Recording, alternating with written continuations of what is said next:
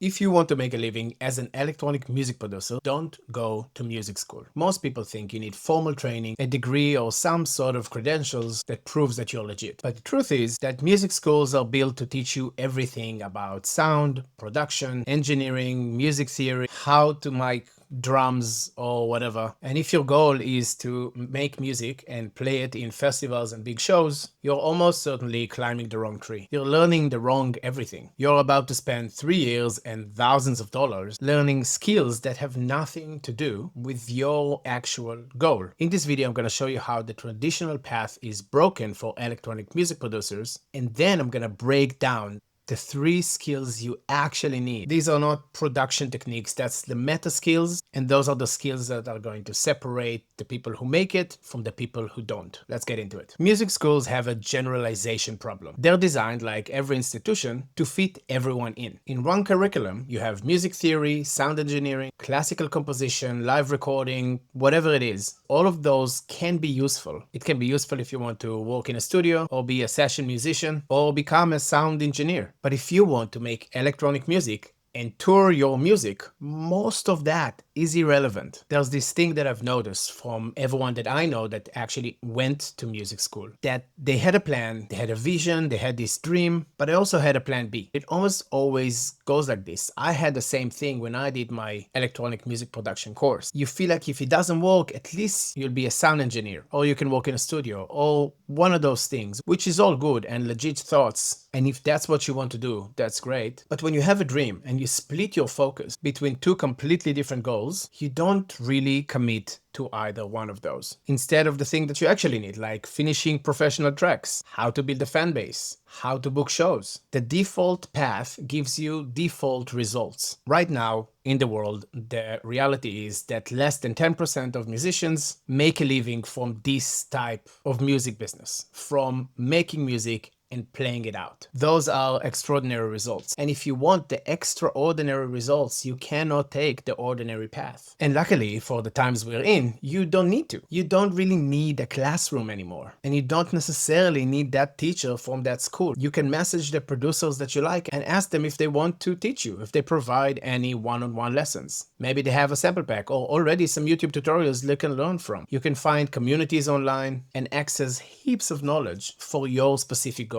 I'm well aware that not all of us like to work like that, but to be that self-driven, to find your community, to send a message to the actual person that you want to be in their position, that entrepreneurial muscle is actually what's going to help you to go from here to there. And that is actually one of the skills from the 3 meta skills that I think electronic music producers actually need to join those 10%. But before we get into that one, let's start with skill number 1. The first skill is taste. And the best way I can explain it is from something that I heard the other day, and that person says that curation is more important than creation. And I love that. When you're creating, everything's allowed. You're in flow, you're experimenting, you are the vessel for the art to come through. But what makes you unique is not necessarily how much you create. It's what you choose to keep from that creation. It's what you choose to cut out of that creation. What you decide to represent your sound. Curating in that way, refining your taste, is what's going to make you be you and your sound be your sound. We're in a time where there's 100,000 songs uploaded to streaming services every day. 100,000 songs every day. The only way for you to stand out is to be one of one. Your unique perspective and your unique story, your unique inspirations will create the sound of you. Now, it's easier said than done, but there's a few tricks that I teach my students in my music academy to try to get there faster.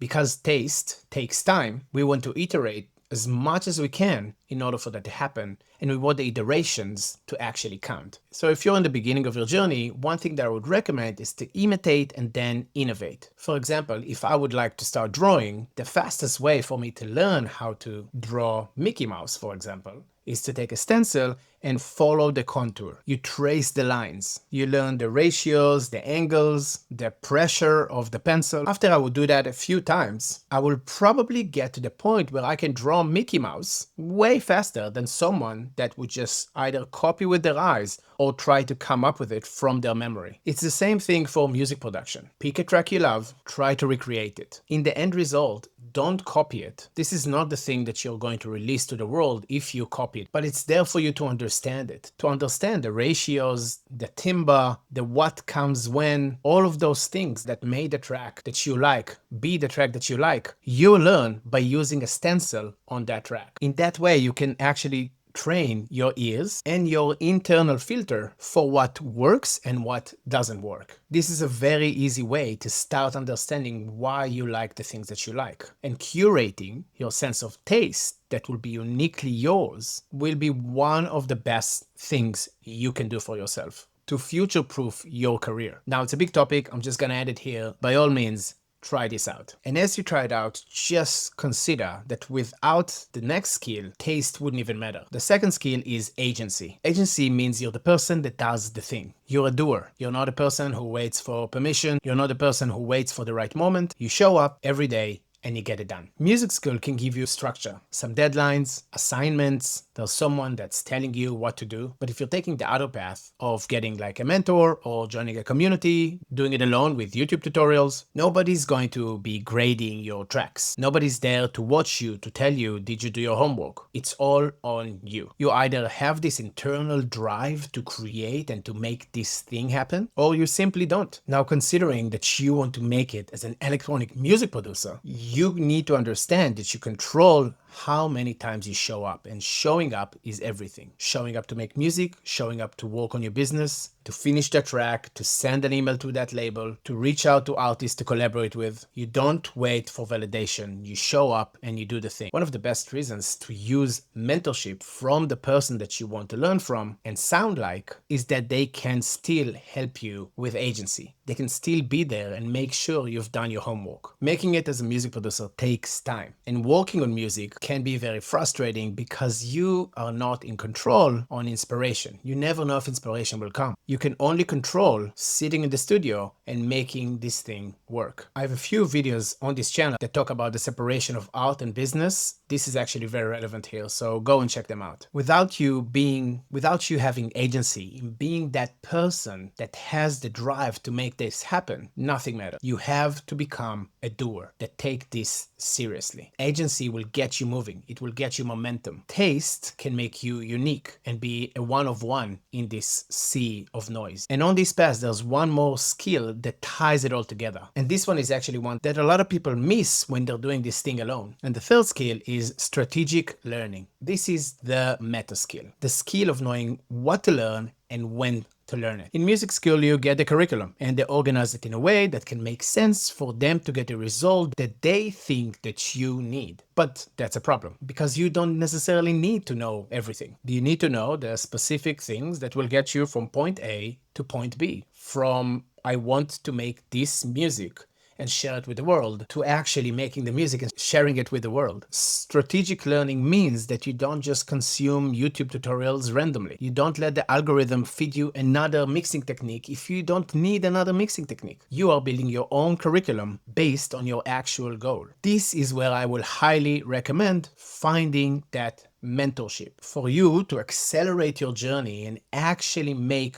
good choices, make good decisions about where you put your time in. You need that someone that's already where you want to be and that have been where you are, because they will have the clear roadmap to get you to where you want to be. A person like that can give you the most precise curriculum you could ask for. If you want to play a particular festival, you should go and look at the lineup of the festival and see who played there. Do the market research. What do they play? When did they play it? Do you play a chill out set in the morning? Do you want to play a peak time in the main stage? How did they get to the point when they did that? Someone that's done those things can help you get there. They took those steps. Once you have the transparency of where you are and the clarity of where you want to get to, you'll have the clearest roadmap for your career path. I've heard this thing about how in business school, the teachers that are in business school don't actually run a business. They are teachers in a business school. Now, it could totally be that they had a business and now they decide to teach, which is completely legit. But the person that talked about it made the point that you don't necessarily want to learn from them. If you want to be a carpenter and run a carpenter business, you don't necessarily need to go to carpenter school. You can learn the skill from the person that's doing the thing. You're going to learn exactly the thing that you need because that person is doing exactly the thing that you want to do. That's where apprenticeship comes in. That's why they exist.